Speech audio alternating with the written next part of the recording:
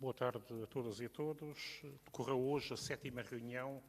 da estrutura de monitorização do estado de emergência que, como sabem, presidida pelo Ministro da Administração Interna, integra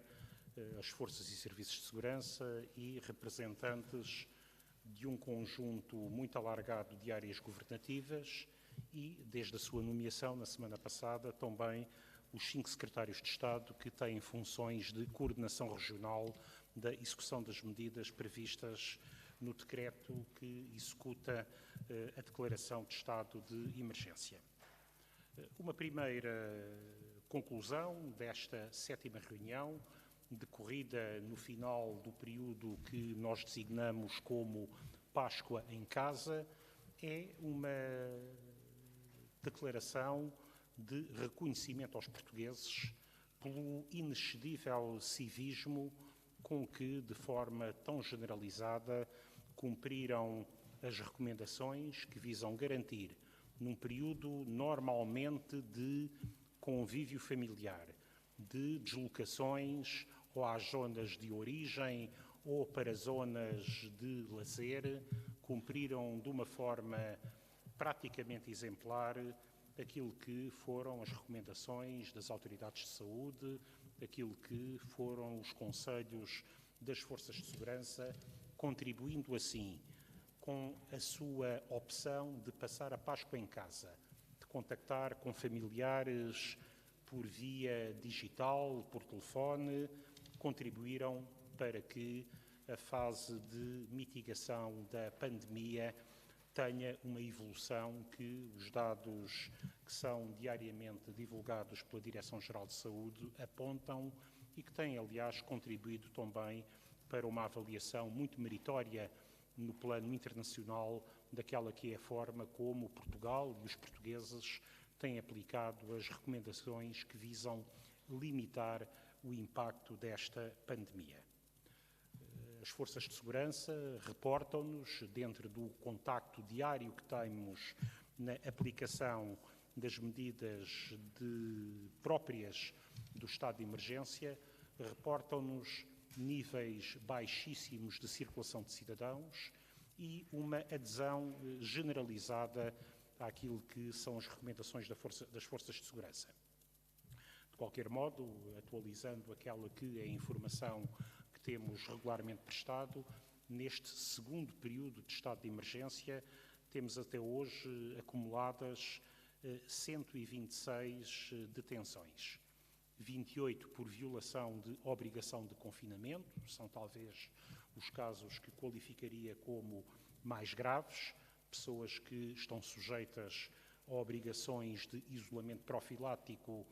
por determinação das autoridades de saúde e que violaram essas obrigações, colocando-se a si mesmos em risco e aqueles com quem contactam. 59 por violação do dever geral de recolhimento, de estar em casa, que sobre todos nós recai. 8 por tentativa de violação da regra neste período de Páscoa,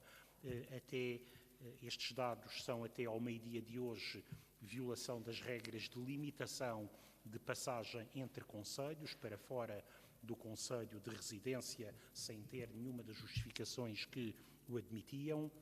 11 por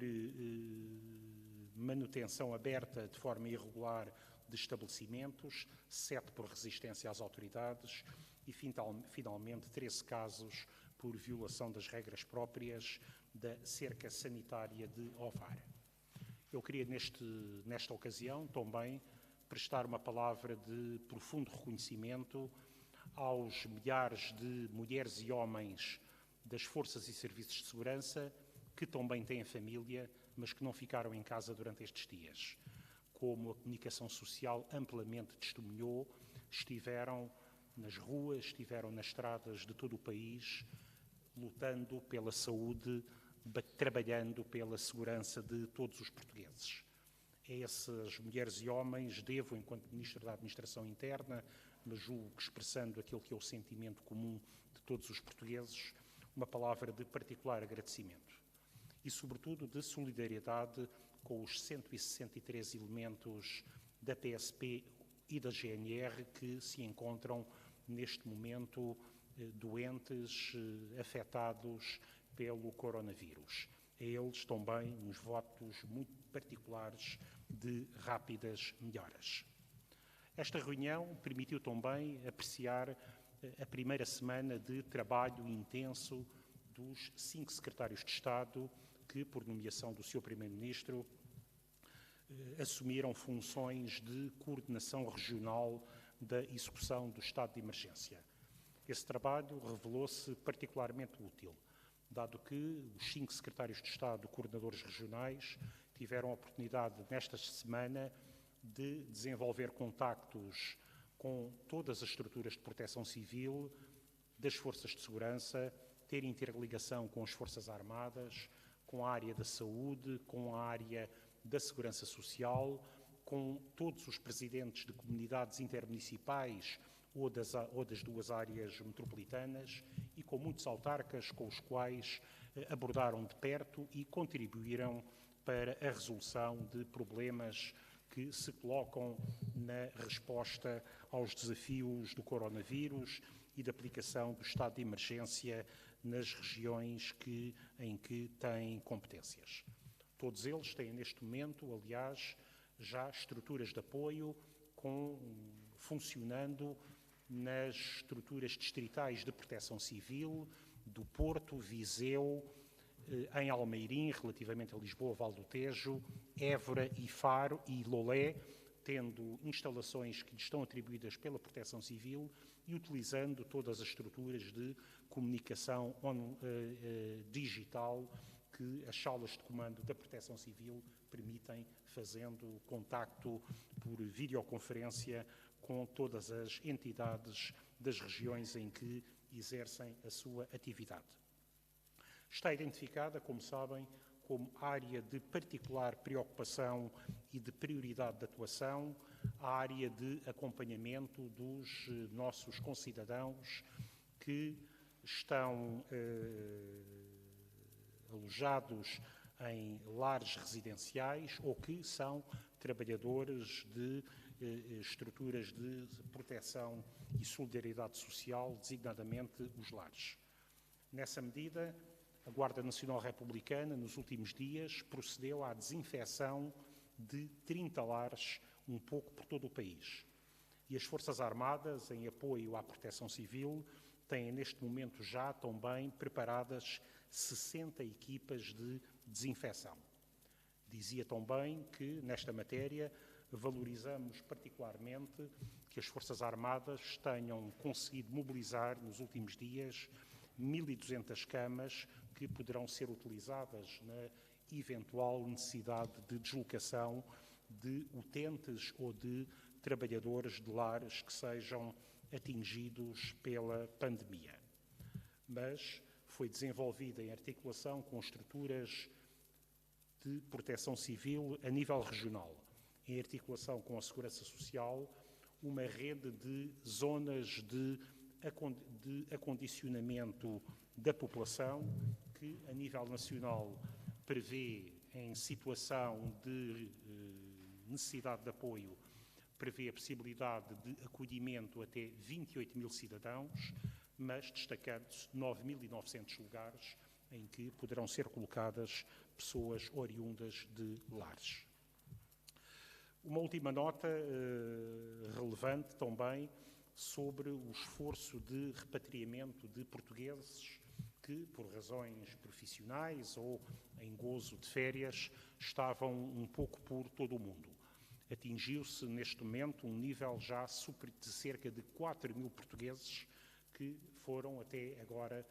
repatriados, voltando a Portugal, num contexto que não é fácil, sobretudo estes últimos casos, estando a falar de países mais remotos e de situações em que, na origem ou mesmo na Europa, parte significativa dos aeroportos não estão operacionais. Uma última nota que tem a ver com o trabalho desta estrutura de monitorização do estado de emergência, cumprindo as disposições do artigo 28 da Lei do Estado de Sítio e do Estado de Emergência, foi esta tarde entregue pelo Governo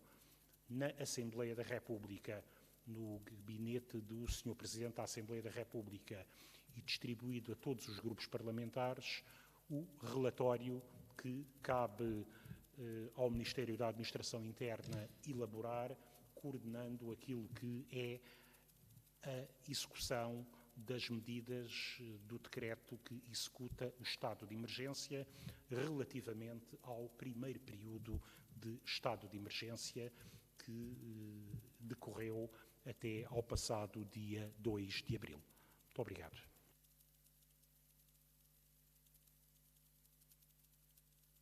Boa tarde, Gonçalo Ventura, em direto para a RTP3. Perguntava-lhe, uma vez que o Sr. Presidente da República já disse que pretende, ou que está a pensar, prolongar o estado de emergência, se o país está neste momento preparado para aliviar algumas das medidas que têm sido impostas aos cidadãos, ou levantar algumas delas mesmo. Obrigado. Muito obrigado. O Governo está inteiramente em sintonia com a posição expressa pelo Sr. Presidente da República durante este período de Páscoa, no sentido de que o estado de emergência deverá ser prorrogado num terceiro período a partir da próximo dia 17, indo até ao início do mês de maio. É exatamente em função da análise da situação epidemiológica que será feita esta semana, com a participação do Sr. Presidente da República, do Presidente da Assembleia da República, do Primeiro-Ministro e dos líderes dos partidos com representação parlamentar, que todos ficarão em melhor condição para, tendo consciência de quanto é fundamental prosseguir este esforço, para que não se deite a perder aquilo que é um resultado que se deve à consciência de todos os portugueses e que tem num contexto muito difícil, num contexto dramático em que lamentamos sobretudo a perda de centenas de vidas que afetam famílias de forma inultrapassável, mas que tem num contexto europeu levado a uma avaliação meritória daquele que é o esforço desenvolvido pelos portugueses. Por isso, também a nível europeu, a Comissão Europeia vai divulgar aquilo que são linhas de orientação para uma estratégia de gradual e coordenada retorno a uma situação em que algumas atividades económicas sejam retomadas, em que algumas dimensões da vida em sociedade possam ser retomadas. Esse será certamente um tema essencial da avaliação que o Sr. Presidente da República, a Assembleia da República e o Governo irão fazer esta semana. Mas da certeza de que teremos de encontrar a forma de retomar gradualmente, com segurança, formas que permitam reativar algumas áreas de atividade económica, tal exigirá a manutenção de todo o esforço de distanciamento social, de proteção de grupos mais vulneráveis pela sua idade ou pela sua vulnerabilidade de saúde, porque só assim será possível consolidar os resultados que temos vindo a obter em segurança, de forma a que não se deite tudo a perder. Da Caixa Moura para a CMTV, SIC e TVI. Em sua opinião, se há a possibilidade do estado de emergência ser renovado, mas, no entanto, com medidas menos restritivas, de modo a que, de facto, se possa retomar alguma normalidade, entre aspas, nomeadamente no que respeita à economia e no que respeita às pessoas irem trabalhar? É essa avaliação que a posição que será expressa esta semana pelos epidemiologistas será essencial. Nós temos de participar num debate europeu que está em curso, em que eu próprio participarei esta semana na reunião de ministros dos assuntos internos por videoconferência, em que iremos analisar uma estratégia numa questão que é global, que exige também a nível europeu uma resposta gradualista, coordenada e que tenha em conta as preocupações de saúde pública e de segurança. Isto é, qualquer gradual retorno de atividades exige aqui que se tenha um grande respeito pelas obrigações de distanciamento social, de proteção dos mais vulneráveis e de que se deem passos sustentados, quer no país, quer na interligação com todos os países à escala designadamente europeia. É por isso também que, em coordenação com o Governo de Espanha, aprovamos já a prorrogação por mais um mês, até 15 de maio, dos controlos de fronteira e da limitação a 9 pontos de passagem exclusivos na nossa fronteira terrestre com Espanha. Ministro, se me permite mais uma questão, teve aqui palavras de reconhecimento ao comportamento dos portugueses durante a Páscoa, no entanto, existiram infrações. Tem alguma ideia do número de infrações que se verificaram nesta Operação Páscoa e o que é que irá acontecer a essas pessoas? Bom, eu dei nota do número de violações neste segundo período de estado de emergência, algumas que têm a ver exatamente também com a obrigação de manutenção no próprio Conselho, algumas violações do dever de confinamento, quer do confinamento profilático, quer do dever geral de recolhimento, mas que não põem em causa aquilo que é um sentimento geral de adesão da população. E queria, aliás, também aqui prestar uma palavra de profundo reconhecimento pela forma extremamente construtiva como a Igreja Católica, para quem este período é tão importante, como a Igreja Católica interpretou este sentimento nacional na forma exemplar como quer em todas as dioceses, quer em Fátima, de forma tão adequada a estes tempos, foi vivido o período da Páscoa. Mas de qualquer forma aconteceram, aliás, circulam vídeos na internet de algumas cerimónias religiosas em que não foram cumpridas as regras nesta Páscoa, nomeadamente em lares de idosos no norte do país. O que é que irá acontecer em relação a essas cerimónias não autorizadas? Julgo que não estamos a falar de cerimónias religiosas, estamos a falar de iniciativas de cidadãos. Tenho referenciados pela Guarda Nacional Republicana 3 casos, um que eu próprio assisti já numa televisão ocorrida em Barcelos e 2 outros, julgo que é essa que se está a referir em Lares. Essas situações estão identificadas, as pessoas estão identificadas e serão alvo dos procedimentos legais aplicáveis para contribuir para a segurança e para a saúde de todos os portugueses. Muito obrigado.